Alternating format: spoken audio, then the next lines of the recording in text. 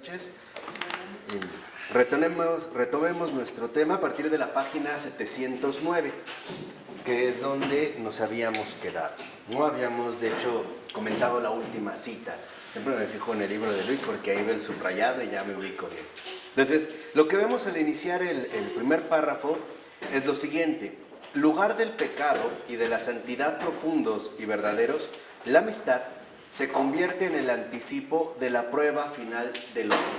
Entonces, aquí vemos ya también otro aspecto particular. La amistad aparecerá entonces como un anticipo de la prueba final del hombre.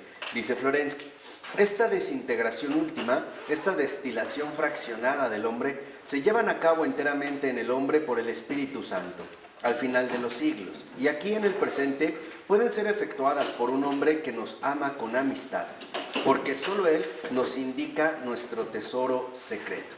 Entonces, aquí ya la clase anterior nosotros estuvimos comentando precisamente la relevancia y la profundidad de la amistad. Entonces, aquí vamos a ver cómo en efecto se presenta en una dimensión más profunda al apuntar incluso en la amistad un anticipo de la prueba final del hombre. Dice como 3 renglones abajo, la amistad consiste en verse a través de los ojos de otro, pero ante la faz de un tercero. Y precisamente del tercero. Reflejándose en el amigo, el yo reconoce en el yo del amigo su otro yo. O sea, finalmente dentro de este tercero lo que nosotros vimos es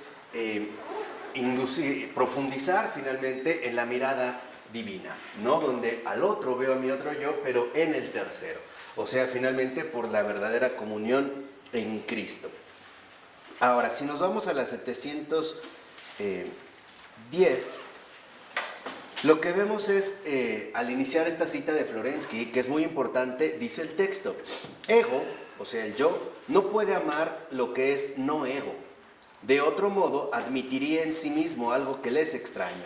Sin embargo, amando, no quiero aquello que soy yo mismo. ¿De qué me serviría en efecto lo que tengo ya? Entonces, lo que vemos es que ego, o sea, vamos a decirlo así, esta condición encapsulada del sujeto, este yo cerrado, no es capaz de amar algo que no sea él mismo. Entonces, en la amistad, precisamente, en esta amistad, se abre esta situación finalmente para reconocer aquello que no soy yo mismo. Y por lo tanto aceptaría, por un lado, verme enriquecido de alguien más, ¿no? Y por otro lado también, finalmente reconocer que lo que adquiero en este caso sería una deuda. ¿Por qué? Porque sería en este sentido una deuda de amor. Entonces, a esto es a lo que precisamente Florensky le llama la experiencia sobrerracional del enriquecimiento mutuo en el mismo ser.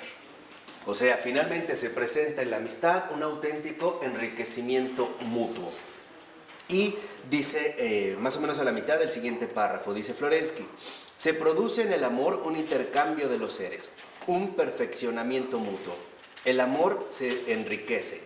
Dios, que posee el amor perfecto, es rico. Es rico por su Hijo a quien ama.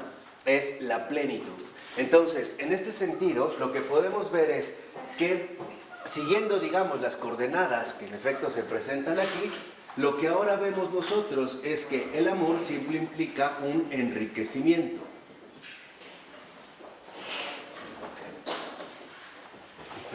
Y este enriquecimiento no se da al nivel del intercambio material, por así decirlo. No es meramente en el enriquecimiento como si fuese una especie de intercambio mercantil, sino que se enriquece, o la riqueza del amor consiste precisamente en la plenitud del ser.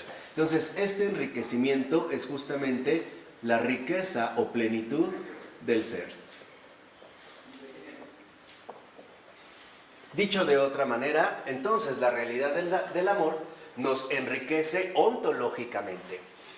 No es tanto que nos enriquezca, por así decirlo, a nivel, les decía, de los intercambios materiales, sino que este enriquecimiento nos lleva a la plenitud precisamente de lo que estamos llamados a vivir. En este sentido, a ser. Por ello, más o menos igual como 4 o 5 renglones de que inicia el inciso E, dice, al hombre mismo, en la medida en que la amistad le aporta el conocimiento de sí, le hace ver dónde y cómo le es necesario trabajar sobre sí mismo. Entonces, lo que vemos es que esta riqueza o plenitud del ser, a su vez, también implica un aspecto central y es la corrección. ¿Por qué? Porque a través del amigo nosotros podemos darnos cuenta en dónde se encuentran ubicadas justamente nuestras humanas debilidades o bien nuestras más marcadas limitaciones. Acuérdense que para Florensky la amistad no es un gesto heroico que se da, digamos, como de manera, decía, fuegos artificiales, ¿no? No, sino que más bien se va desarrollando en el ámbito diario de la vida cotidiana. Entonces, primera, reconocer que esta corrección nos invita finalmente a crecer más en el amor. ¿Qué es lo que queremos realmente en la amistad? Crecer más en el amor. Ese es el fin de la corrección. Crecer más en el amor. Por ejemplo, si reconozco, no estamos hablando de corregir al otro, sino de corregirse uno mismo. Si reconozco que a lo mejor me falta la paciencia con este amigo que tengo enfrente, entonces en este sentido el amigo me invita a corregirme. Hay una invitación finalmente a crecer, a no quedarme limitado a mis meras debilidades. O finalmente hay una llamada a que sea capaz de crecer todavía más. Por ello, finalmente va a decir Florensky que en último término, este crecer más en el amor precisamente me lleva a la cima de la humanidad.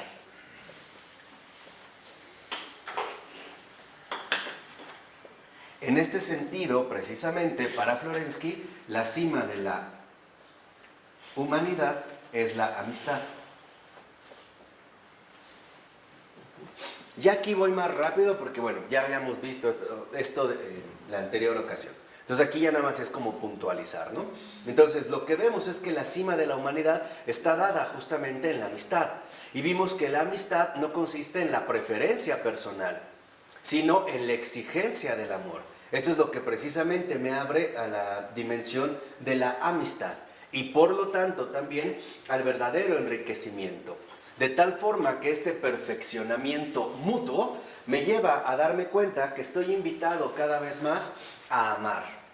Amar más allá incluso de mis propias posibilidades. Y esto solo es posible si estamos en comunión con el amigo, o sea, con el tercero, o sea, con Dios, es decir, con Jesús. Por ello es que dentro de este anticipo, ¿no?, que se había mencionado al principio, justamente lo que se ve es que en la Eucaristía es donde se vive esta exigencia radical de la amistad, o sea, un derroche de amor. Entonces, cuando se habla de esta riqueza y dice, en este sentido, Florensky, Dios es rico, está hablando de un derroche. ¿Por qué? Porque la amistad es un derroche de caridad.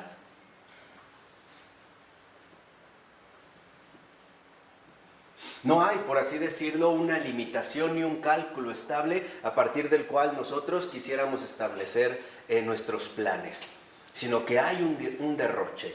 Y es este derroche precisamente de grandeza el que nosotros obtenemos a partir de la comunión con Dios. Y en último término, considerará finalmente Florensky que este derroche de caridad no es otro más que la culminación de la amistad, o sea, la entrega de la propia vida. Entonces ya no se trata ahora solo de vivir para el otro, sino de desvivirse para el otro, porque eso involucra desgastarse.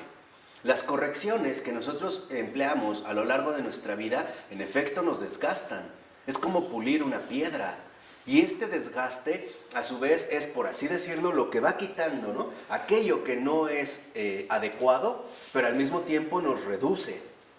Como una piedra que se va limando, ¿no?, se le quita, se reduce y en esta reducción se alcanza precisamente la más alta calidad humana. Entonces, este derroche de caridad culminará en la entrega de la propia vida.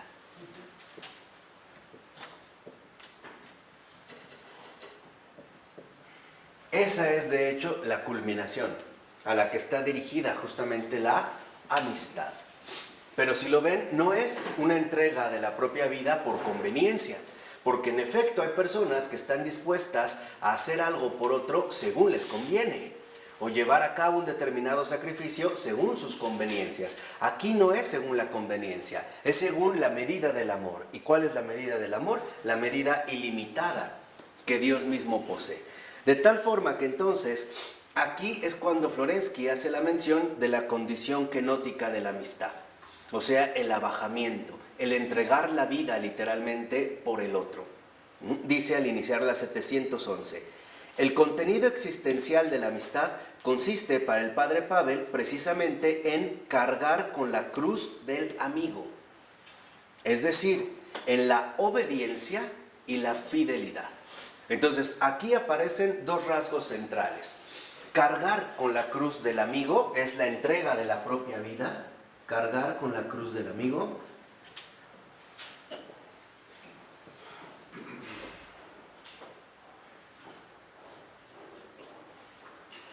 es la entrega de la propia vida, porque no solo, digamos, yo asumo mis propias debilidades, sino que también soporto las debilidades del otro. Y esto es desgastante, y esto cansa, y esto agobia, o sea, es algo que nosotros no podemos ignorar. ¿Por qué? Porque dijimos, ya no podemos andar moviéndonos de manera ingenua. Entonces, la entrega de la propia vida no es otra cosa más que la constante obediencia y fidelidad al amigo en todas las circunstancias de la vida. Eso es cargar con la cruz del amigo. Esa es la entrega de la propia vida. De tal manera que entonces esta entrega de la propia vida involucra un desgaste. Y este desgaste solo puede ser real si involucra fidelidad y obediencia, ¿no? Ahorita iremos mencionando, digamos, los rasgos particulares de estos dos aspectos. Pero lo que más me interesa aquí que les quede claro es que la amistad no significa hacer un acto heroico por alguien más. Involucra desgastarse en la vida diaria, finalmente, a través de cargar con la cruz del amigo. ¿Cuál es la cruz del amigo? Todas las debilidades humanas. Esa es la cruz del amigo. Todo aquello que para nosotros nos puede resultar irritante, repudiable, repugnante, asqueroso, insoportable. Ese es, digamos, el desgaste en el cual nosotros nos iremos comprometiendo cada vez más. Por ello va a decir a continuación, es en último término la entrega fiel de la propia persona. La entrega fiel de la propia persona. Entonces, cargar con la cruz del amigo a su vez tiene dos aspectos. El primero es fidelidad. El segundo es obediencia. Ahorita nosotros vamos a ir precisamente, ¿no?, indagando en estos dos aspectos, pero para empezar nos vamos a concentrar en el caso de la fidelidad. Entonces, la fidelidad es una disponibilidad total. Esta disponibilidad total me lleva a reconocer que en efecto las molestias que yo puedo atravesar en mi trato con los demás son absolutamente necesarias.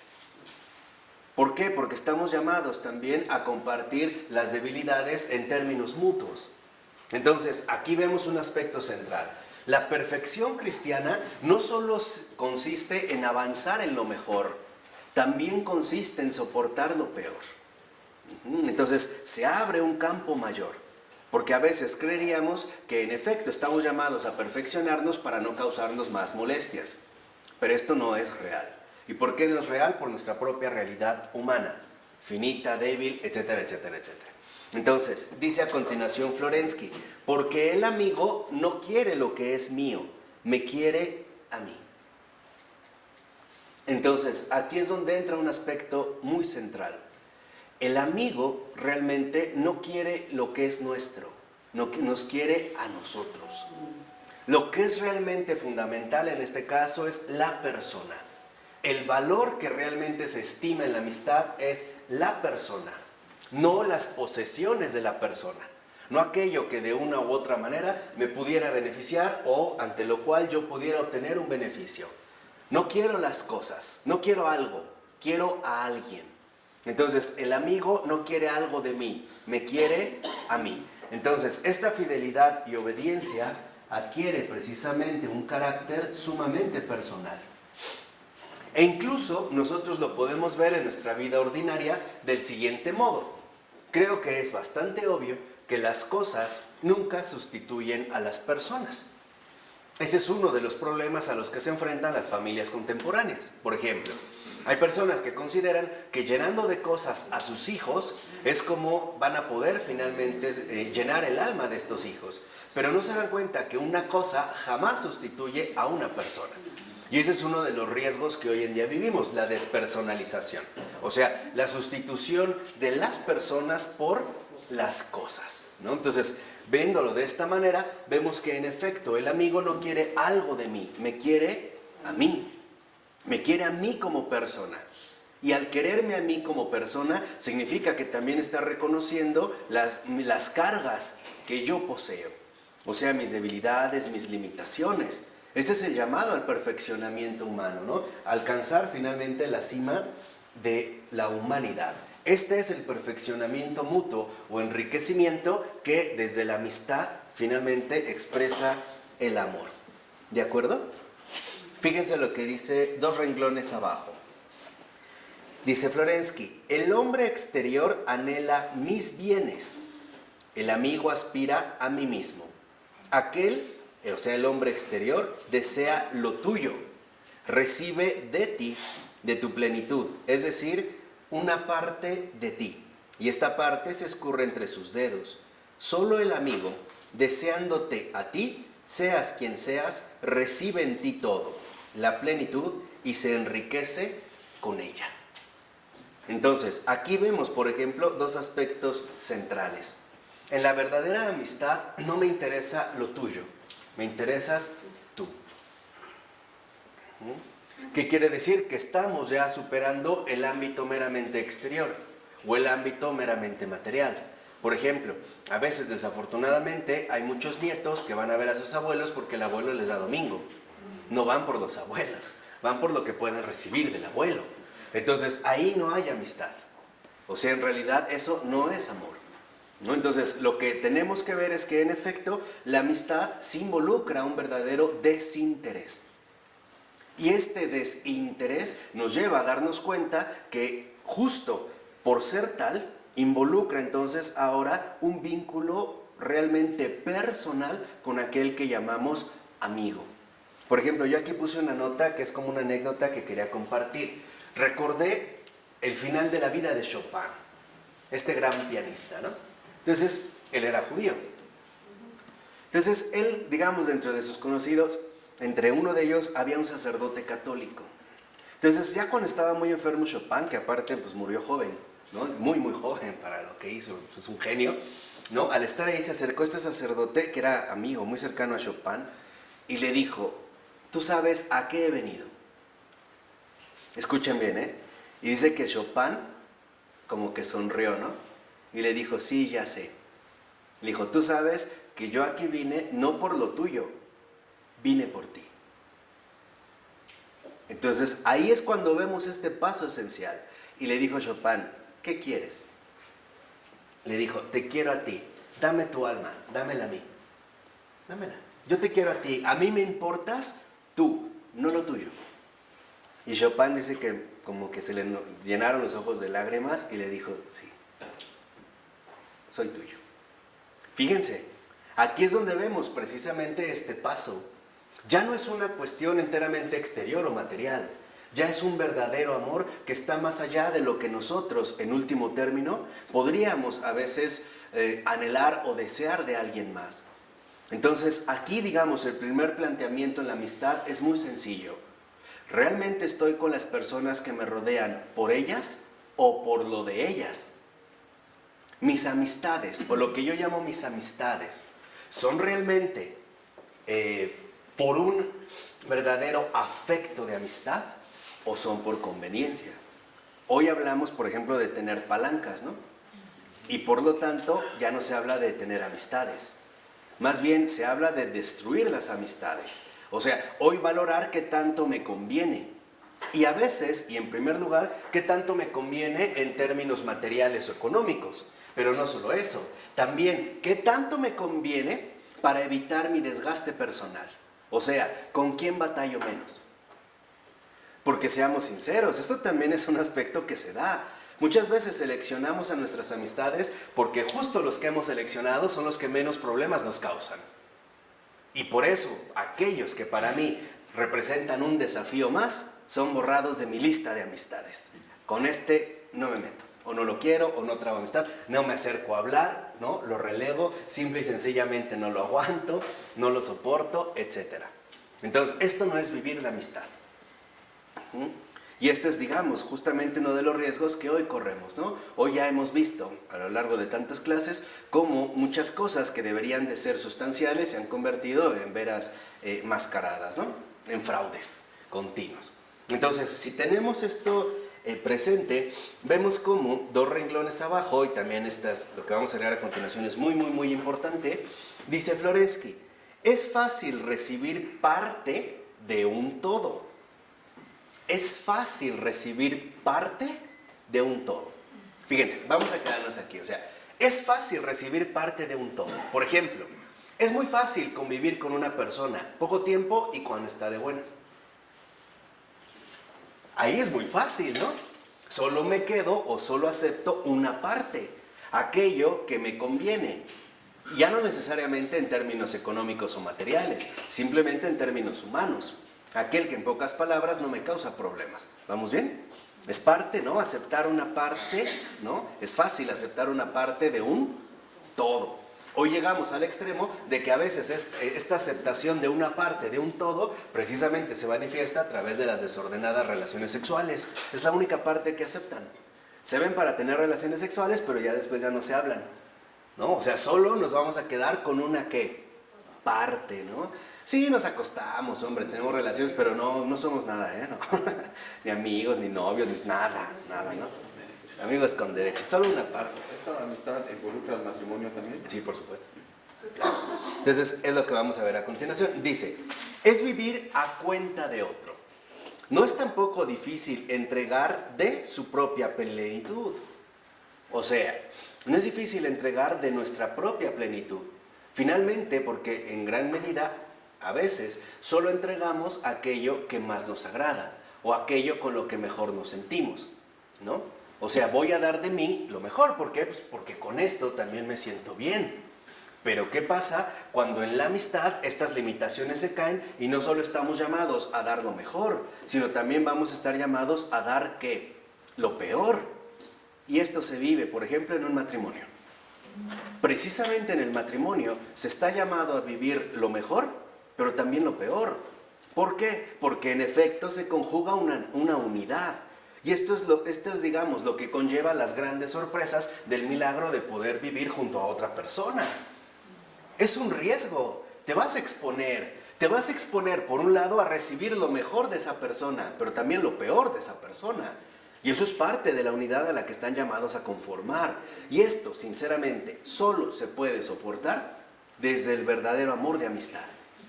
¿Qué quiere decir? Que antes de verse como una pareja netamente sexual, se deben de ver a la luz de la amistad.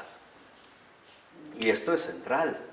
E incluso también, ¿no? Para, digamos, dentro de la convivencia de las comunidades religiosas, incluso de las mismas comunidades que están sometidas a un trato diario y continuo, ¿no? Ahí es donde en efecto la base debe de comenzar precisamente por la amistad.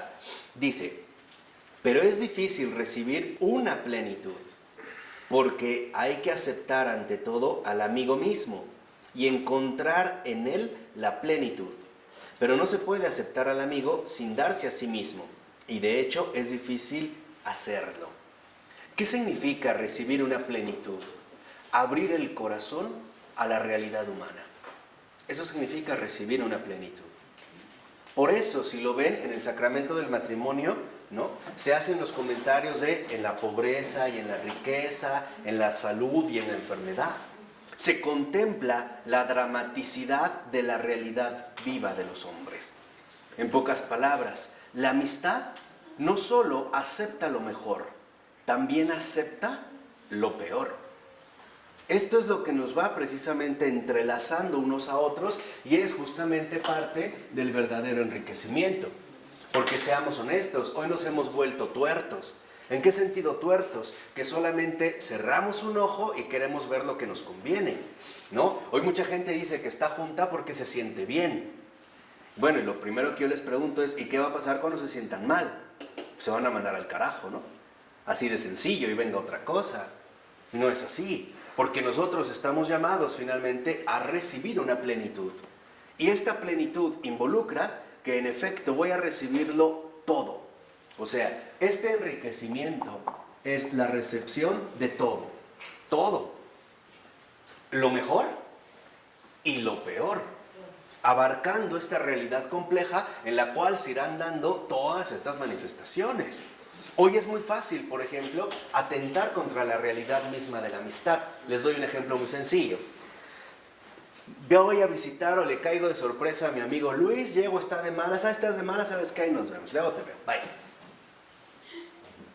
¿Ya? O sea, simple y sencillamente no estoy dispuesto, y lo decimos, ¿no? No estoy dispuesto a aguantar tu mal momento. Pero quiere decir que entonces yo no estoy dispuesto a vivir la amistad. Porque ese es un asunto de responsabilidades. ¿Por qué no estoy dispuesto a vivir la amistad, a asumir la amistad? Porque de antemano estoy condicionando precisamente la relación. O sea, voy a estar contigo o estaré contigo cuando me convenga, cuando estés de buenas. Cuando estés de malas, simple y sencillamente te olvidas ¿qué? De mí. Pero en un matrimonio no es tan fácil salirse de casa, ¿verdad? A lo mejor a veces el recurso es cambiarte de habitación. O darte la espalda, espalda con espalda, o no sé, tratarás ahí de ver, ¿no? ¿Cómo se mantiene ese problema? Pero no es tan fácil de, me voy a mi casa o me voy a otro lado, o sea, si aquí es tu casa. No, ahí la situación es mucho más compleja. Pero lo que quiero que vean es esto, o sea, lo que se requiere en realidad es una auténtica apertura. Por eso dice a continuación, la amistad en ese sentido es una tarea que hay que llevar a cabo. Y si procura una alegría superior, exige también una ascesis rigurosa. Y aquí está el término clave. Esta amistad es tarea, es una labor ardua. Es una labor ardua. Es una labor que de hecho, ¿no?, se irá perfeccionando conforme vayamos avanzando en el camino de la vida. Por supuesto, una vez que nos lo hayamos tomado en serio. Es una tarea, o sea, es una labor ardua que nosotros tendremos que ir recorriendo poco a poco. Y aquí sí, también, seamos muy sinceros, habrá fracasos de nuestra parte, pero algo es un hecho, no nos detenemos. ¿A qué me refiero con que habrá fracasos? En que a lo mejor yo me puedo disponer a ser muchísimo más tolerante con los demás y de repente exploto. Bueno, pues es parte también de nuestra realidad, pero no por ello renuncio. Eso es lo que quiero que quede muy, muy claro. El propósito es uno, crecer. Ese es el propósito. ¿Y ahí habrá ensayo y error? Sí. Habrá momentos donde en efecto volvamos a experimentar en carne propia la realidad dolorosa de nuestras propias debilidades. Pero mi propósito sigue, mi propósito es crecer, mi propósito no es anular precisamente el enriquecimiento que me aporta la amistad. Entonces, ¿qué significa esto? Que también tenemos que aprender a vivir esta tarea, porque esta tarea es una vivencia. Y aparte es una vivencia diaria. La mejor manera de poder vivir esta vivencia diaria, la mejor manera de poder hacer esta tarea es con paciencia y perseverancia. Esas son las dos condiciones. Paciencia y perseverancia, ¿no? Avancemos un poquito aquí para que vean bien cómo se vive esta amistad. Primera, nunca querer avanzar demasiado rápido. ¿Por qué no? Porque si a veces nosotros queremos avanzar demasiado rápido, hemos olvidado nuestra propia realidad temporal. Y recuerden que las cosas realmente importantes en la vida llevan tiempo, son graduales. De hecho, se irán dando poco a poco. Entonces, es un propósito firme, ¿no? Y la perseverancia. La perseverancia significa lo siguiente. 1, no desanimarme ante las derrotas. Eso es perseverar. No me desanimo ante las derrotas. Y 2, no me engrandezco ante las victorias. Eso es perseverar, ¿eh? O sea, no incurrir en un falso optimismo de que voy por muy buen camino y todo genial y ya avancé mucho, porque después te vas a ir de boca, se te van a romper los dientes y vas a estar llorando. Pero tampoco desanimarme ante los fracasos. Ok, simple y sencillamente reconocer con humildad que aquí yo me topé con una limitación. Me doy cuenta que definitivamente con esto no puedo. ¿Qué tengo que hacer? Dos cosas muy sencillas. De inmediato, sursum corda, elevar el corazón. O sea, dirigir todo mi ser al Señor y decirle, Dios mío, en esto ayúdame. Porque ya detecté un límite. Acuérdense de lo que ya nos había dicho Agustín. Conócete, acéptate, supérate. Entonces, lo primero es, ok, ya me conocí, aquí tengo un límite. Dios mío, ayúdame a superar este límite. ¿No? Lo acepto, pero lo supero. ¿Cómo lo supero? Pidiendo ayuda. Entonces, esto es perseverar. Si tu propósito es finalmente ir creciendo, ¿no?, en esta tarea, tienes que darte cuenta que esta vivencia diaria, a su vez, te irá dando, ante todo, dos aspectos particulares. El primero, te irá dando, por supuesto, gozo. Y sí es cierto. Irás cada vez profundizando más en este enriquecimiento que te conlleva a la comunión con la plenitud, esta riqueza o plenitud del ser. Habrá gozo, sí, pero también habrá muchas exigencias. Y aquí, por lo regular, es donde a veces nos podríamos ver como más desanimados. De hecho, la tentación más sutil y por lo tanto más peligrosa en el crecimiento del amor es el desánimo. Porque el desánimo finalmente va contra la raíz misma del amor. Es el decir no más. Por eso el desánimo se puede presentar de muy diversas maneras, pero en general serán tres las más usuales. Primera, un desánimo de lo que yo llamo de exageración. Ejemplo, si ahorita estoy viviendo esto, ¿qué será después? Ese es un desánimo de exageración, ¿no? Si ahorita de novios, imagínate casados. Bueno, ese es un desánimo de exageración. Segundo, un desánimo de impotencia. Entonces, fíjense aquí estos tres, ¿no? Primero dijimos desánimo de exageración. Segundo, un desánimo de impotencia. Por ejemplo, no, yo con esto definitivamente no puedo. Pero eso solo es una parte, porque dijimos, reconozco mi límite, pero no me quedo ahí. Invoco al Señor, ayúdame. Entonces, el segundo es, finalmente, ¿no?, un desánimo de impotencia. Y el tercero, un desánimo de arrogancia. Fíjense, para que vean qué complejos somos. ¿Cuál sería lo que yo llamo el desánimo de arrogancia?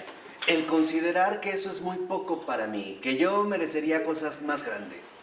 Por ejemplo, ¿cómo voy a lavar un plato? Hombre, yo estoy para construir un hospital, ¿no? ¿Cómo que voy a llevar un gato al veterinario? Yo soy un veterinario, ¿no? ¿Cómo yo voy a hacer esto? Entonces, hay tres. El primero, dijimos, es de exageración. El segundo, impotencia. Y el tercero, arrogancia. Cuidado. Porque esos son las tres ramas de las cuales de una o de otra manera se irán vinculando todas las demás tentaciones del desánimo. Para poder superar el desánimo, lo que tenemos que hacer es justamente mantenernos atentos y en vigilancia. Ejemplo, caí, ¿sí? Acepto que caí, pero también acepto que esto no es el fin, es parte de un desarrollo. Finalmente, esta es la manera en la que yo estoy llamado a aprender a superarme a mí mismo, o sea, a ir creciendo. ¿Estamos de acuerdo? 2. ¿Cómo combatir la arrogancia? Muy sencillo. Si yo creo que lo que he hecho es muy grande, siempre reconocer que Dios tiene todavía cosas más grandes. Y a la luz de la verdad, lo que yo he hecho, por muy grande que sea, es muy pequeño. No lo niego, no, con estas falsas humildades, ¿no? No es nada, no, sí es algo, y a veces es mucho. Pero hombre, no es tanto como pensamos. ¿Vamos? Esto nos ayuda finalmente a no entrar en locura. Por ello va a decir en último término Florensky que la amistad en realidad, ahí lo dice a continuación el texto, exige el sacrificio de la propia vida. Y ya lo habíamos dicho en algún momento. Sacrificio no significa matar. Sacrificio significa hacer sacro aquello que nos proponemos. Entonces, esta vivencia diaria que conlleva gozo e exigencias, podríamos decir nosotros, es la sacralización de la vida.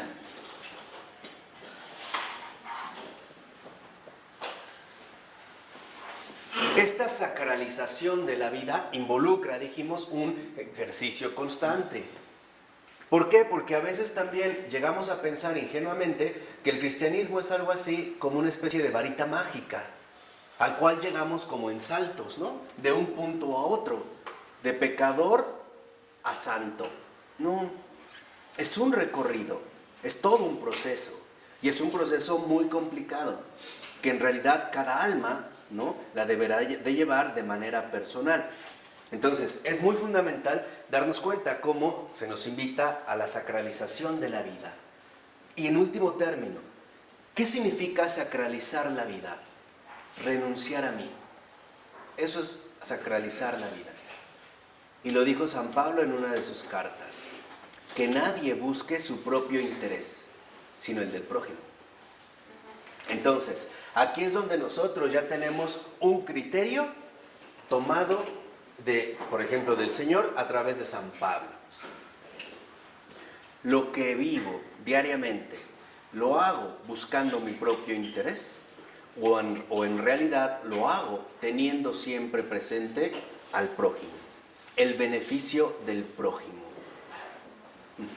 Entonces, la sacralización de la vida nos lleva a el bien del prójimo. Buscar siempre el bien del prójimo. Aquí quizá podemos entender un poco más por qué el Señor dijo: es imposible vivir sin pecado en este mundo, pero hay de aquel que lo provoque. ¿Por qué? Porque finalmente provocar el pecado atenta directamente contra el prójimo. Por lo tanto, no estamos sacralizando la vida, la estamos desacralizando. Y en pocas palabras, nos estamos oponiendo al amor. Y por lo tanto, o lo que es lo mismo, nos estamos oponiendo a Dios. ¿De acuerdo? Por eso dice Florence que ahora entendemos por qué el Señor dice que no hay amor más grande que el que da la vida por sus amigos. Entonces, lo fundamental es reconocer en este punto que la amistad es un proceso, y es un proceso arduo, pero también es muy satisfactorio. Y esto tú lo puedes ver con las personas que, por ejemplo, ya han llevado un matrimonio más o menos largo. Te dicen: sí, ha sido muy difícil, ha habido muy malos momentos, pero ha habido buenos, y ha valido la pena. Entonces, lo que debemos de reconocer es cuál es el proceso en el cual nosotros estamos insertos. O sea, realmente, al menos nos proponemos formar parte de esta riqueza, o por el contrario, tal parece que nos vemos como obsesionados con anular esta riqueza. Entonces, reconocer que en la amistad, y esta sería como la síntesis de este punto que ahorita mencionamos, en la amistad se me exige lo mejor de mí, no lo peor de mí. La amistad es esta exigencia. En la amistad se me exige lo mejor de mí, no lo peor de mí. Entonces, cuando esto lo vemos, en efecto, ya ahora podemos ver cómo este todo involucra, lo dijimos, tanto lo mejor como lo peor. Y toda la escala o matices o gradaciones que hay desde lo mejor a lo peor. E iremos finalmente, ¿no?, como reconociéndolo de alguna manera. Por ello, aquí es donde Florensky menciona que esta sacralización de la vida involucra una dinámica cotidiana.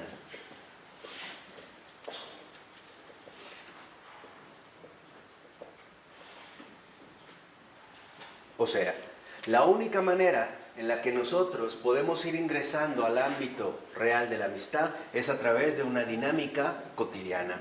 O sea, en las exigencias propias de la vida del día con día. Porque ahí es donde finalmente se exige una mayor amistad. Alguien puede tratar a una persona muy bien que la ve muy esporádicamente. Vamos a suponer que de repente llega una visita a tu casa que tienes años de no ver. Te esmeras. La pregunta es, ¿pero por qué te esmeras? No es en realidad porque tiene mucho que no la has visto. Es porque no te cuesta ningún trabajo ese tipo de acción, ese tipo de dinámica. Pero ¿cómo tratas a con los que convives diariamente? Y sobre todo si lo haces día y qué, y noche. Si te mantienes finalmente en una relación que conlleva una dinámica cotidiana. Por eso es lo que decía Florensky. Lo importante no son los momentos raros de muestras de amistad. No, lo importante es la dinámica cotidiana en la que se va encarnando la amistad. O sea, las exigencias del día con día. Y esto es un desgaste. Esto es parte precisamente de un desgaste diario. Por eso lo vemos al iniciar en la 712, la siguiente cita de Florensky, que es muy importante. Dice, el amor agápico más grande no es realizable más que en relación con los propios amigos y no en relación con todos los hombres en general. Entonces, vean, ¿por qué aquí es donde Florensky dice que no es posible realizar el amor agápico, el amor de amistad, con todos los hombres en general? Porque eso es una abstracción. ¿Qué quiere decir? Que de alguna manera estaríamos tentados a suponer que amar a todos los hombres en general anula la dinámica cotidiana. ¿Por qué? Porque la dinámica cotidiana me va a llevar a mí, en último término, a verme enfrentado a un encuentro concreto. Entonces, no se trata de promulgar o de promover un amor abstracto, así a todos, ¿no? Por ejemplo, que yo dijera, claro, no sé, amo a todas las mujeres, pero en realidad no soporto a mi esposa, ¿no? O al revés. No, hombre, para mí todos los hombres son mis cuates, todos son mis cuates, pero en realidad ni siquiera manifiesto amistad con el que tengo más cercano. Entonces, lo que debemos de ver es que no se trata de una realidad abstracta. Y esto es ya a estas alturas un punto central para nosotros. El cristianismo es encarnación. ¿Qué quiere decir? Que el cristianismo es una realidad concreta, es carne viva. No es una teoría abstracta, o una doctrina que conllevaría planteamientos grandiosos, pero finalmente irreales. Porque en el encuentro concreto, ahí es donde en efecto se va a empezar a ver claramente cuál es la medida de nuestra amistad. Y por lo tanto, cuál es la medida de nuestro amor. ¿Vamos? Por eso dice a continuación Florensky, consiste en dar la vida por los amigos. Sin embargo, sería simplista entender que se debe morir por ellos. Claro, por ejemplo, decir, no, para que vean que yo sí soy su amigo, doy la vida por ustedes, entonces me aplico un harakiri, ¿no? Para que les vean que sí los amo. Dice, morir por los amigos no representa más que el último grado. El último. Y dice, y no el más arduo, Fíjense. Aquí Florensky nos lleva a este encuentro concreto. Dice, morir por los amigos no es más que el último grado y no es el más arduo de la escala de la amistad. Entonces, en este encuentro concreto, nosotros estamos llamados a subir una escala. De hecho, yo les recomiendo que si en algún momento pueden leer a San Juan Clímaco, precisamente, ¿no? En esta escalera que él va a desarrollar o a presentar, valdría la pena que lo revisaran. Entonces, lo que quiero que vean es que en esta escala de la amistad dice Florensky, antes de morir por los amigos es necesario ser su amigo. O sea, antes de que yo muera por mis amigos, es necesario que primero sea su amigo. ¿Y cómo voy a poder realmente ser su amigo? Pues a través de la convivencia ardua y exigente del día con día. Porque ahí es donde vamos a experimentar las grandezas, pero también las miserias de aquel que nos acompaña. Por eso dice Florensky, lo cual se obtiene por una labor larga y difícil.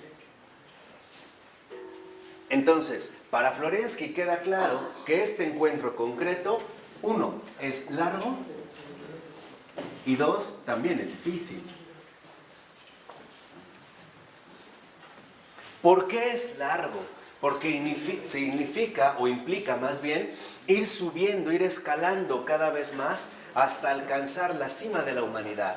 Y es difícil porque involucrará en gran medida cada vez romper más con nuestras propias limitaciones e incluso, ¿no?, el gran desafío de ponerse uno mismo en el último puesto.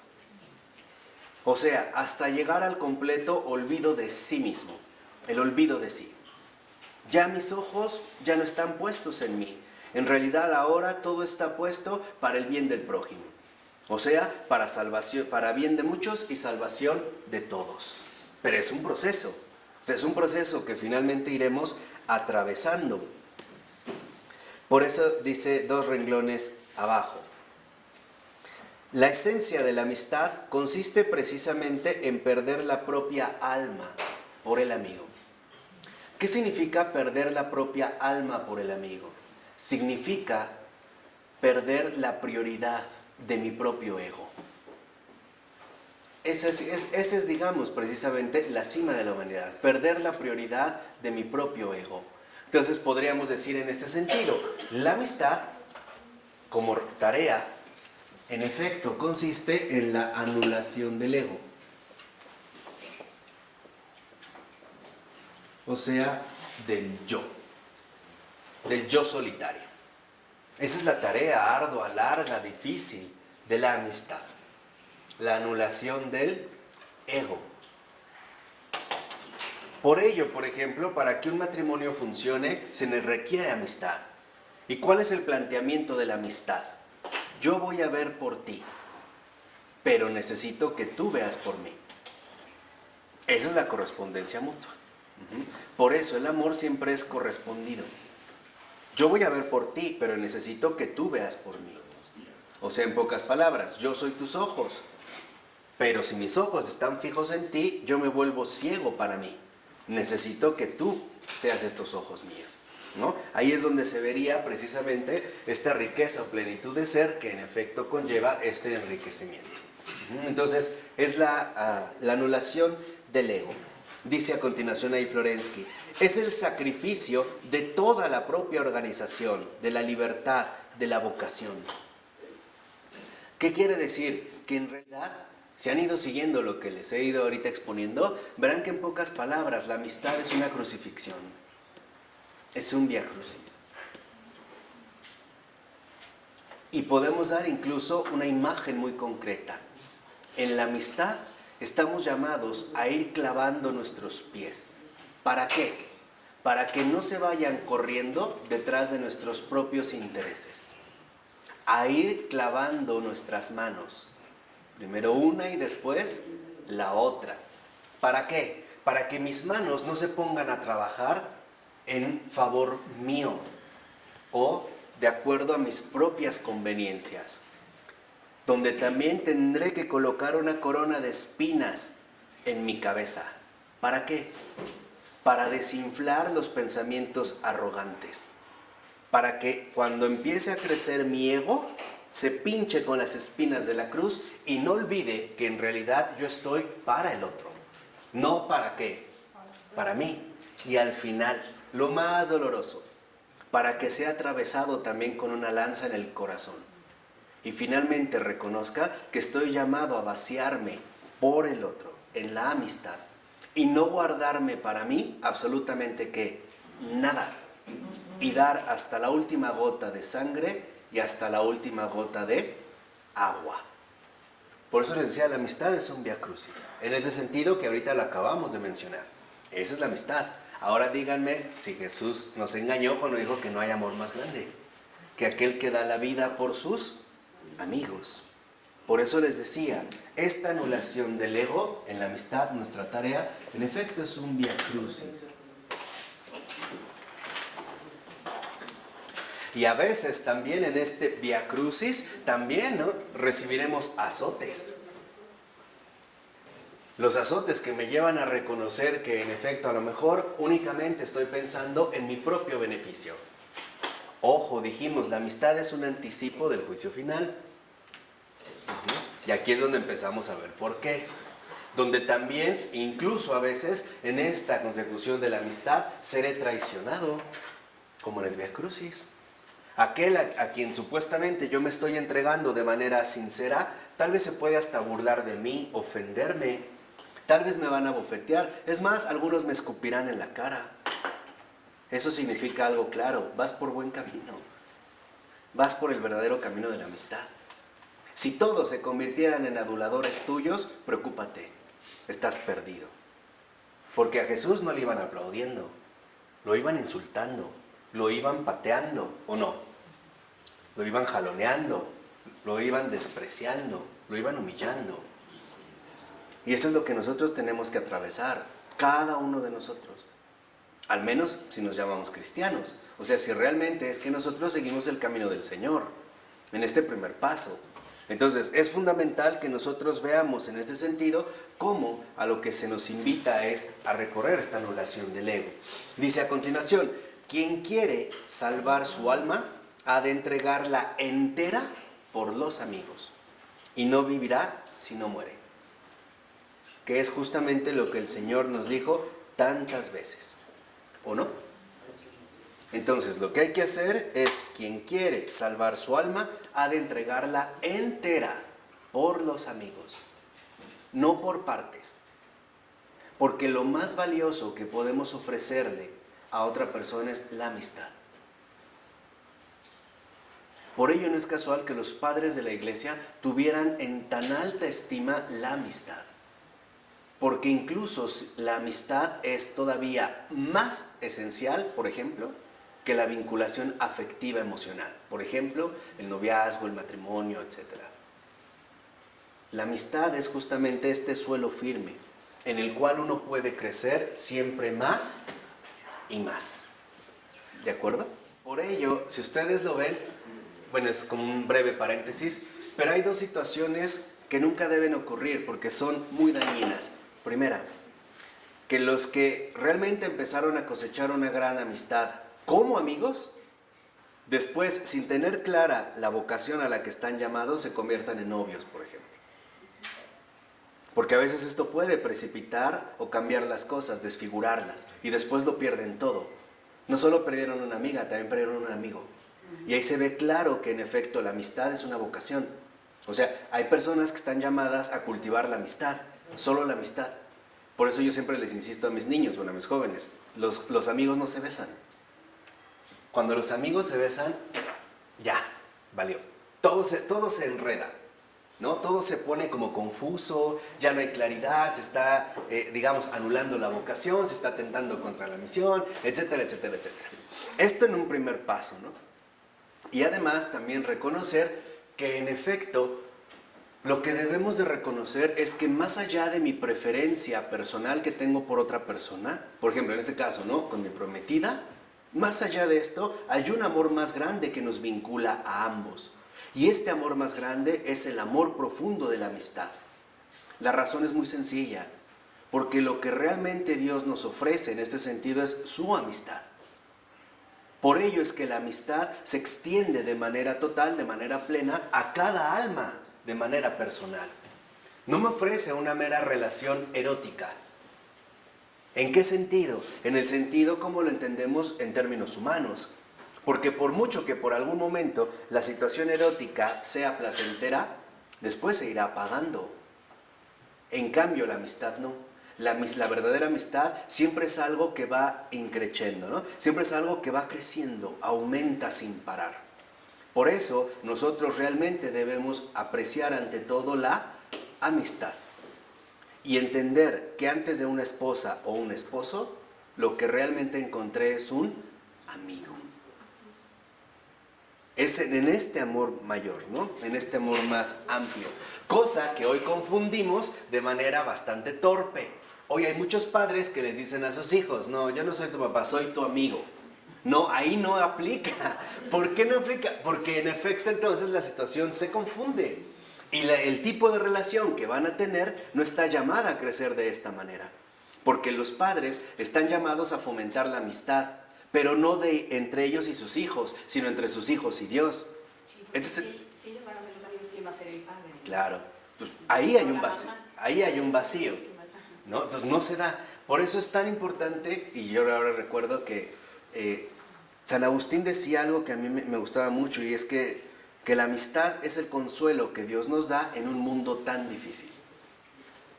Esta frase es de San Agustín, ¿no? La amistad es el consuelo que Dios nos da en un mundo tan difícil. Entonces, hay algo que debemos realmente valorar en estos días y es la amistad. Bueno, dice al iniciar el otro párrafo, pero la entrega del amor encuentra un límite infranqueable en la libertad del otro, cuya respuesta ha de esperar, pero que no puede provocar con la fuerza. ¿Qué significa? Que nosotros estamos llamados a dar toda el alma por el otro, pero no podemos obligar a que el otro nos corresponda de igual manera. De hecho, ese es el drama de la amistad. Yo no puedo obligar a que el otro me responda de la misma manera. Yo no puedo obligar a que el otro me ame como yo lo amo. No puedo hacerlo. Lo único que en realidad puedo hacer es ofrecer mi amistad, ofrecer mi corazón. Pero de antemano, siendo muy lúcido de lo siguiente, ahí hay un riesgo. Puede ser que en efecto agarren tu corazón y lo lleven a su pecho. O puede ser que le escupan y pateen tu corazón. Pero es un paso que hay que dar. Porque si no, entonces para nosotros sería un cierto cálculo de beneficio, ¿no? Lo voy a dar porque sé que voy a recibir algo a cambio. Ya sería un negocio. Y aquí no se maneja así. Por eso dice Florensky, hay que hacerlo todo en la amistad para franquear el muro entre los hombres. No ahorrar las propias fuerzas. Fíjense, no ahorrar las propias fuerzas. ¿Qué significa esto? Que jamás debemos de limitarnos en el crecimiento de la amistad. Nada de que ya hasta aquí. No más. Ya soporté mucho, ya aguanté mucho. Cada vez que te venga un pensamiento así de que ya no aguanto, ya te aguanté demasiado, acuérdate. También hay mucha gente que te ha aguantado más a ti y no se ha quejado. Y peor, Dios sí te ha soportado desde que te creó. Y en ningún momento te ha dicho hasta aquí. Esto les digo que son como, estrategias muy concretas para vencer el mal espíritu. Que es también lo que estamos tratando de entender. Entonces, lo fundamental es no, como dice Florensky, no ahorrar las propias fuerzas. Darlo absolutamente ¿qué? Todo. Aquí también yo agregaría en este sentido algo central. Jamás renegar de hacer el bien. Nunca. Jamás renegar de hacer el bien. Lo único que nos toca es hacer el bien. Si el otro lo aprecia o lo aprovecha, no es nuestra cuestión. Eso está en manos del Señor. Ahí está mi acto de fe. Mi acto de fe es, el Señor me pidió que diera esto, yo lo doy. Pero yo no puedo decidir en dónde va a ir a parar. Esa es mi fe. Mi fe es decirle, sí Señor, yo lo doy. Punto.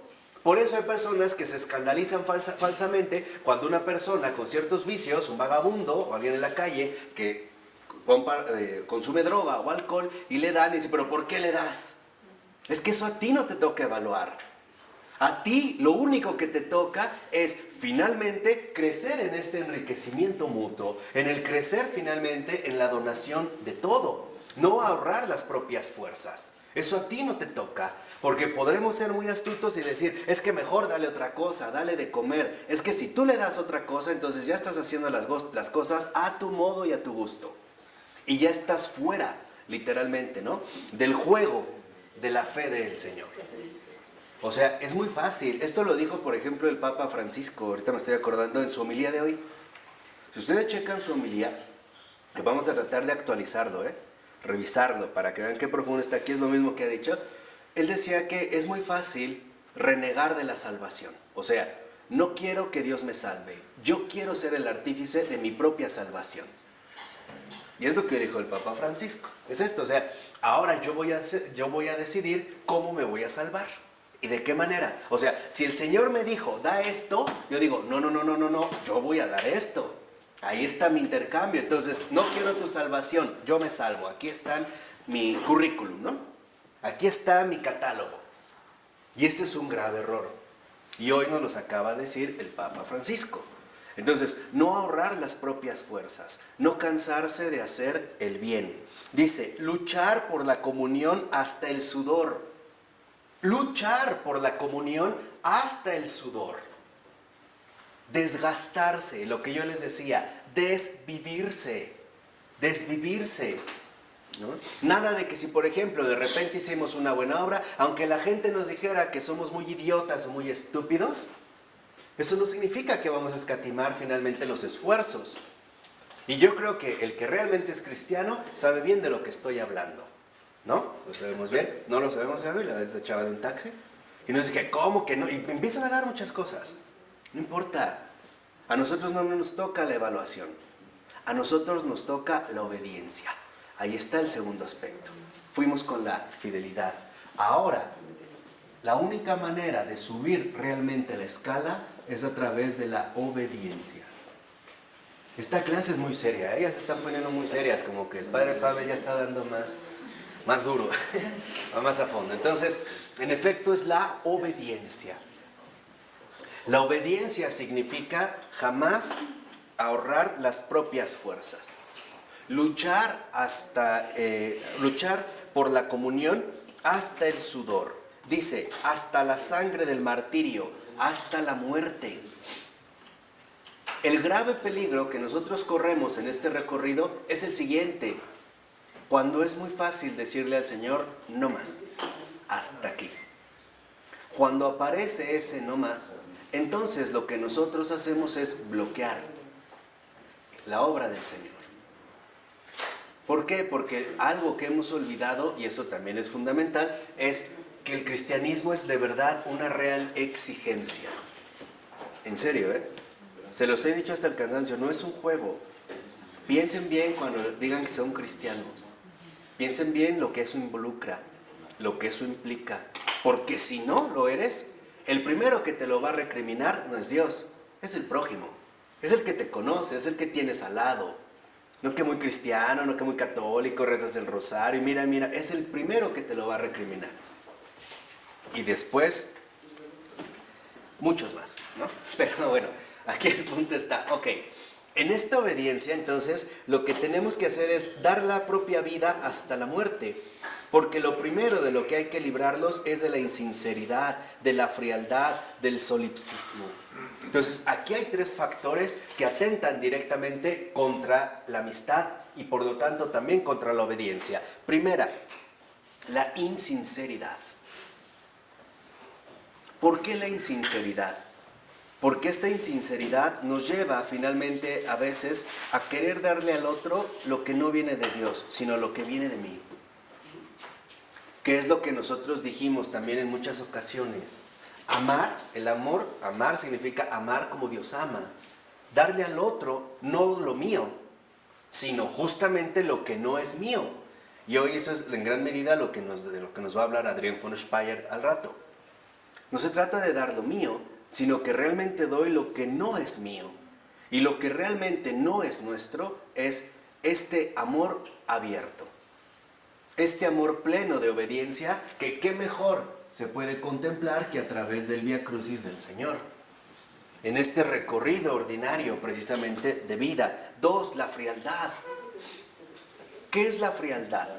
La frialdad es no sentir ardor por el alma de los demás.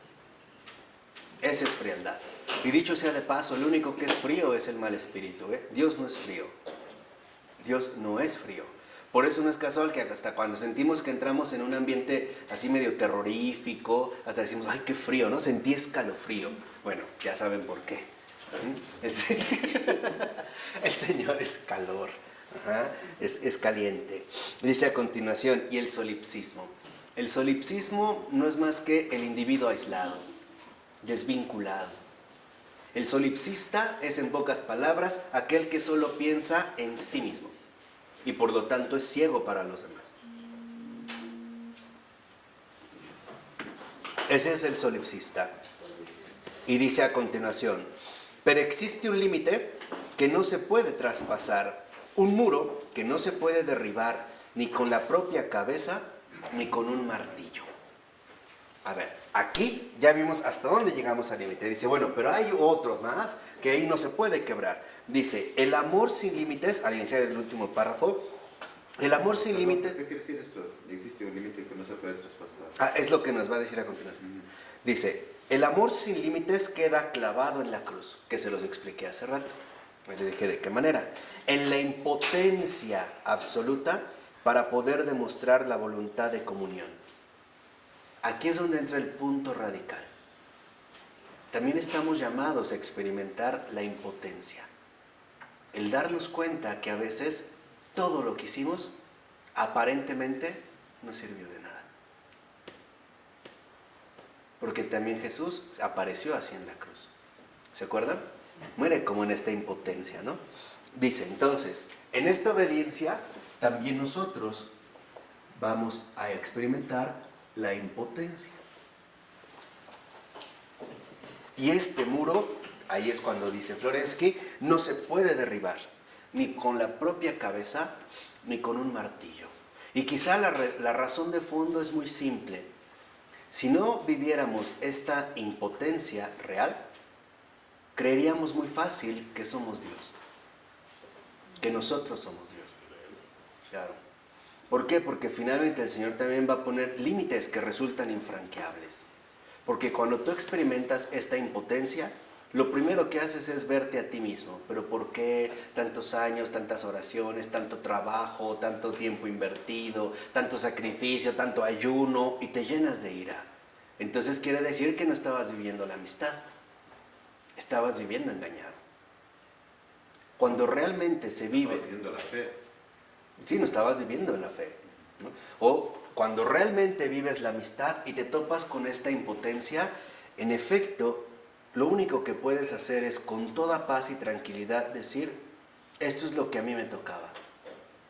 No más. He hecho lo que tenía que hacer. ¿No? He hecho lo que tenía que hacer. Nada más. Todo lo demás, todo lo restante, todos los modos están en el Señor. Y la razón es simple. ¿Por qué todo lo demás está en Él? Porque desde el principio estuvo en Él. Yo no fui el iniciador. Yo no inicié la obra de redención. A mí me toca avanzar. Y ya. Por ello, también hoy en día quizá no hemos comprendido uno de los signos actuales del Espíritu. El anonimato. Quizá ya se les olvidó. Lo hablamos mucho hace como 2 años, ¿no? El anonimato. Porque hoy tendemos a suponer falsamente que mientras más conocida sea mi obra cristiana es mejor. Y no es verdad. No es verdad. Porque muchos en efecto estaremos llamados a vivir esta impotencia incluso de las maneras más ordinarias. Acuérdense, estamos concentrados en la dinámica cotidiana. Florensky, ¿no murió en una verdadera impotencia? Ya ni siquiera supieron en qué campo estaba, ya no tenía contacto con su familia, lo fusilaron, sus obras, todo lo que había hecho, ya ni siquiera estaba en sus manos. Sus escritos, poder darlo, tampoco. Simple y sencillamente era ya en un abandono total. Por eso dice a continuación, pero testificando con la entrega hasta el final que lo imposible, es decir, el amor, es posible. Aquí es donde entra el verdadero acto de fe, el testimonio. En esta impotencia de obediencia, esta impotencia a su vez para nosotros va a ser un auténtico testimonio. ¿Y en qué consiste entonces este testimonio? Que en efecto lo imposible, o sea, el amor, sí es posible. Y que es justamente lo único que hace que la vida adquiera sentido. Cuando la gente reconoce que los demás aman de una manera extraña, sin límites, sin, vamos a decirlo así, sin bloqueos definitivos. Simple y sencillamente se muestra que el amor sí es posible, o bien lo que es igual, que Dios sí existe. Esa es la manera en la que el cristiano está llamado a ser luz del mundo, en este terreno. Esto es bien importante, o sea, no cansarse. Por eso les decía, jamás reneguemos de hacer el bien. Por ejemplo, si de repente te sentiste muy generoso o generosa y le diste un billete de 200 a una persona que estaba en la calle y te conmovió, y luego tú ves que él va y compra droga, entonces, ¿para qué se lo di? Mejor no. Eso simple y sencillamente a ti no te toca. Eso que dice el amor no puede perder. No hay nada perdido ahí, ¿no? Entonces, dice a continuación, la posibilidad misma de que el amor pueda ser rechazado y la imposibilidad de demostrar su propia fuerza son la marca final de la debilidad kenótica de la amistad, que conduce paradójicamente hasta la impotencia, el celo ardiente por la unicidad del propio amor. Entonces, aquí nosotros, por ejemplo, vemos dos aspectos principales. Primero, si está la posibilidad de que el amor sea rechazado, de que a pesar de que nosotros nos desgastemos, la gente simple y sencillamente rechace este amor. Esa es una posibilidad real. Pero por eso entonces nosotros debemos detenernos, por eso debemos pararnos, por eso debemos endurecer el corazón y ahora empezar a hacer cálculos. No. Sino seguir hasta el final.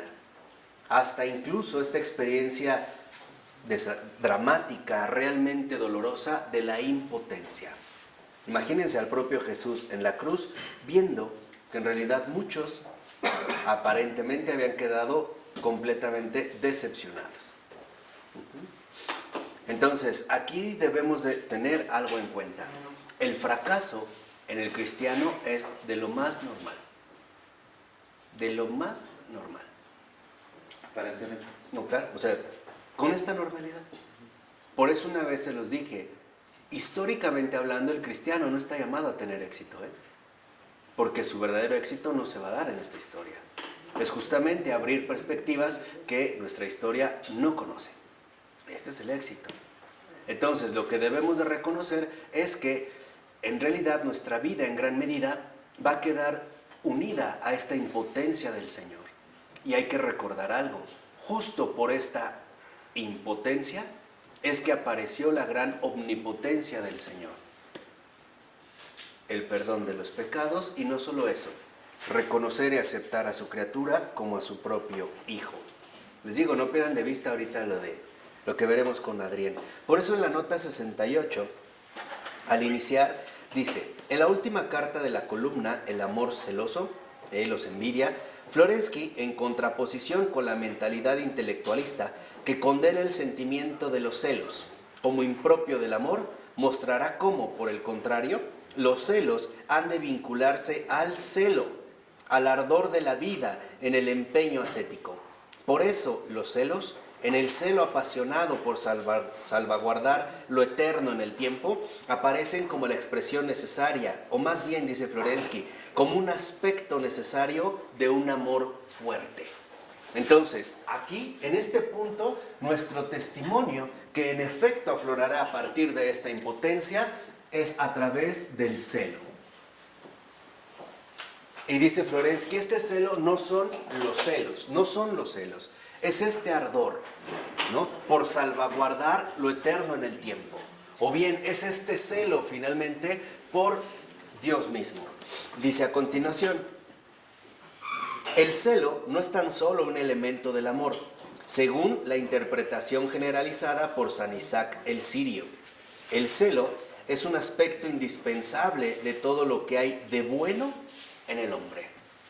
Aquí lo que nos está diciendo en este sentido Florensky es que es fundamental para todo hombre tener celo, no celos. Los celos es un desorden afectivo. Buen celo. Celo. Celo, porque no hay mal celo. O sea, lo que dice Florensky es el celo es finalmente ese ardor que brota de un corazón inflamado en el amor. Ese es el celo. Entonces dice, este celo es indispensable para cualquier realización humana auténtica. ¿Por qué? Porque sin celo lo único que hay es frialdad. Yo tengo celo por la iglesia. Por ejemplo, ¿sí? Ese es el celo, ¿no? El celo por tu casa me devora. Que se lo aplican a Jesús cuando tira las mesas, ¿no? Es la casa de la iglesia. ¿No? Exactamente, ¿no? Tu casa ahí en este celo. Entonces dice a continuación, el celo es es en general una fuerza que realiza las buenas intenciones. Entonces, fíjense aquí en este aspecto, qué llamativo es también lo que menciona Florensky. El celo es la fuerza que promueve las buenas acciones. Entonces, para realizar buenas acciones se requiere primero estar lleno ¿qué? De celo.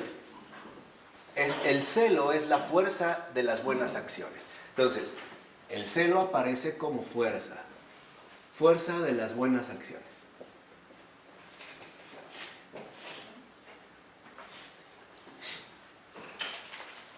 Y dice en el último renglón, en definitiva, dice Florensky, el celo es una noción ontológica y no psicológica ni moral. O sea, el celo no es algo ni psicológico ni moral. O sea, a veces creyendo psicológicamente que el celo es alcanzar la organización de las cosas tal y como las he planeado. Eso no es celo, eso se llama obsesividad, ¿no? Aquellos que son como obsesivos psicológicamente, todo tiene que salir así, paso a paso, entonces eso no es celo, eso es obsesión. Ni tampoco es el celo este perfeccionismo moral. Por ejemplo, de que las personas van a dar una comida, a ver, la servilleta aquí, el tenedor acá, a ver, la música, los hielos, las bebidas, y algo no hay, entonces se alocan, y no, a ver, ahí hay una motita de polvo, no, quítala, eso es locura, ¿eh? Eso no es celo, eso es perfeccionismo, y es perfeccionismo moral. Ajá. ¿Por qué? Porque, ¿en qué, digamos, es diferente el celo del perfeccionismo moral? En que el perfeccionismo moral lo que busca es ver realizado lo que emprende. Por ejemplo, que salga a la perfección. El celo no busca ver los resultados. Le interesa estar inflamado en amor. Eso es celo. Poseer esta fuerza de las buenas acciones. La fuerza que impulsa, que promueve las buenas acciones. ¿Sí notan la diferencia? Sí. Entonces, el celo no es perfeccionismo moral ni obsesividad psicológica. El celo es simplemente, por así decirlo, un carbón al rojo vivo, ardiente, dispuesto a encender todo aquello que está a su alcance. De tal manera que entonces, justo por no ser un perfeccionismo moral, el celo no se inmuta ante la impotencia. Porque lo que es fundamental no son los resultados que se quieren alcanzar. Lo que es fundamental es la intensidad con la cual realizamos las cosas. Por ejemplo, Teresa de Calcuta, hablando del celo, decía una cosa muy cierta. Dice, mira, tú le puedes decir al Señor lo siguiente cuando realmente has obrado con rectitud de intención. O sea, cuando realmente has obrado inflamado, ¿qué? De celo. Decía Teresa de Calcuta, Señor, tal vez no hice lo que debía, pero hice todo lo que pude. Eso es el celo. El celo no es el cumplimiento del deber. Eso es perfeccionismo moral. El celo es reconocer que tal vez no hice lo que debía, pero hice todo lo que pude. O sea, finalmente traté de conservar dentro, o más bien, con todo mi corazón, la pureza de intención. Por ello va a decir en este sentido que lo que vemos es que el celo es una exigencia. Es la exigencia profunda del buen obrar. Eso es el celo. ¿Cuál es el opuesto del celo? La indiferencia, ¿no? La indiferencia, la frialdad, o sea, la ceguera, ¿no? También en este sentido. Vamos ahora a la página 715. Veremos cómo esto también involucra que haya un eje. O sea, un punto central de referencia. Y este punto central de referencia, como insiste Florensky, es precisamente la Eucaristía. La Eucaristía es justo el modo central de orientación. Lo dice, por ejemplo, al iniciar en la 15 el párrafo. La Eucaristía es efectivamente el eje del mundo. Del mismo modo que el polo físico de orientación, el polo norte, no se diferencia externamente de todos los demás puntos geométricos de la Tierra y, sin embargo, orienta las direcciones magnéticas hacia él mismo. El creyente, mirando en el pan y en el vino los santos dones, puede decir, he aquí el verdadero lugar del eje del mundo, o sea, el polo de la Tierra. Entonces, algo que debemos de tener como muy claro en este aspecto es que necesitamos también desarrollar un profundo sentido de orientación. Incluso podríamos decir todavía con más precisión, una profunda orientación eucarística. Reconocer el punto central de las cosas. Lo dice en la nota 72. Al iniciar dice el texto, dice Florensky, Orientarse en el espacio significa establecer una propia relación con una u otra cosa de este mundo. Entonces, ¿qué quiere decir? Que cuando uno realmente está orientado y por lo tanto uno está centrado, uno puede con facilidad, ahora sí, darse cuenta de la relación que mantiene con respecto a todo lo que lo rodea. O sea, dicho de otra manera, se trata de que nosotros seamos capaces, en este sentido, de asumir una postura. ¿Vamos? Esta postura involucra que nosotros sabemos bien dónde estamos ubicados. Entonces, en este sentido, podríamos decir que es muy fundamental darse cuenta la ubicación en la cual nos encontramos. O sea, ¿cuál es el lugar a partir del cual definimos todo lo existente? ¿En dónde hemos colocado nuestra orientación central? Esto es precisamente lo que nos llevará a nosotros a tener una perspectiva integral de las cosas. Por eso dice al iniciar la 716, que esta orientación de su espacio vital aporta el ritmo concreto, desde el culto a su misma cultura integral. Entonces, si lo vemos, este punto de orientación central que está dado en la Eucaristía es lo que también entonces, en último término, nos remite a la cultura y por lo tanto al culto. O sea, en base a que nosotros hemos centrado nuestra existencia. ¿Cuál es el punto fijo a partir del cual nosotros, ¿no?, por así decirlo, abarcamos la realidad en su totalidad? Es como un compás. Para que yo pueda formar un círculo, necesito tener primero un punto fijo. ¿Están de acuerdo? Y luego ya lo podré girar. Lo podré alargar o achicar como quieran, pero el punto es que haya algo fijo. Entonces, dentro de esto fijo es en donde realmente nosotros tenemos colocado la orientación de toda nuestra existencia. Para Florensky, el único punto efectivo y real que puede orientar toda la existencia es la Eucaristía. Por eso va a hacer un breve comentario, por ejemplo, sobre los cultos antiguos. Va a decir al iniciar la cita: los cultos antiguos son incluso menos terribles en sustancia respecto al culto de los cultos, al culto cristiano. Los cultos antiguos conmovían sobre todo por su aspecto exterior y de este modo habrían, en cierto modo laceraban, o sea, lastimaban, también aquellos ojos que no sabían mirar los misterios. Entonces, lo primero que nos está diciendo es, por ejemplo, en los cultos antiguos, lo primero que destaca es su manifestación exterior. O sea, finalmente para nosotros era algo visiblemente sorprendente. Era un espectáculo. Y ahí viene, ¿no? O sea, un espectáculo de que era una afectación de los óculos, o sea, de los ojos. Dice a continuación, destinado a una mayor receptividad, el culto cristiano atenúa la trágica profundidad de sus misterios en formas más esenciales y más descarnadas. Si el fuego que bulle en el santo cáliz se manifestase en formas equivalentes a las de los antiguos, no habría carne que pudiera soportarlo. Si la luz de los santos misterios brillase sin ser mediada por el aspecto del pan y del vino, entonces ningún ojo de criatura soportaría su esplendor. Entonces, lo que nosotros vemos aquí es que a diferencia de los cultos antiguos, el culto cristiano no destaca por lo visible. Al contrario, está atenuado. Esta atenuación no es más que un gesto de misericordia del propio Dios. ¿Por qué? Porque sin esta atenuación, si no la hubiera, digamos, este rebajamiento en su manifestación, no habría carne humana capaz de soportar esta presencia. De ahí que haya sido atenuado precisamente a través de los aspectos del pan y del vino.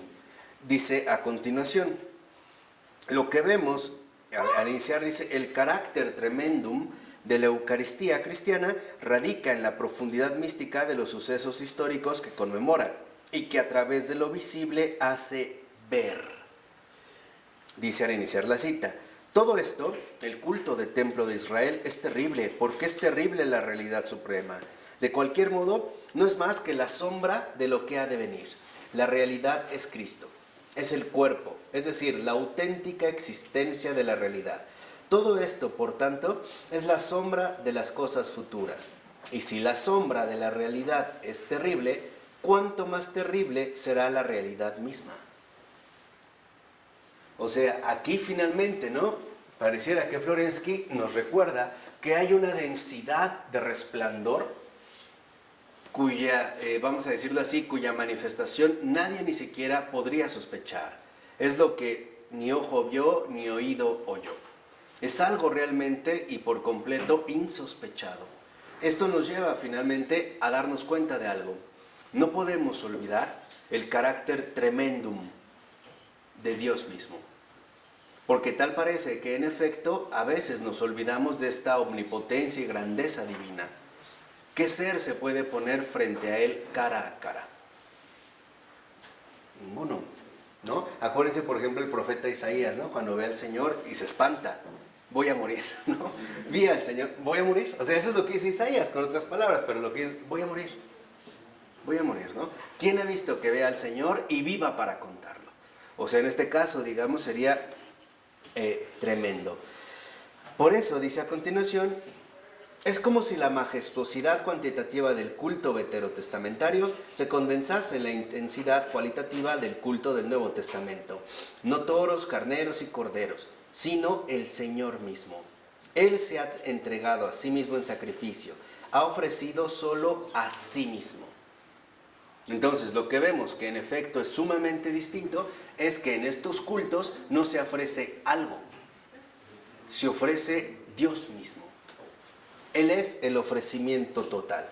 Por ello va a decir en último término que para Florensky esto nos lleva a un punto central y es reconocer que el sacramento es muerte.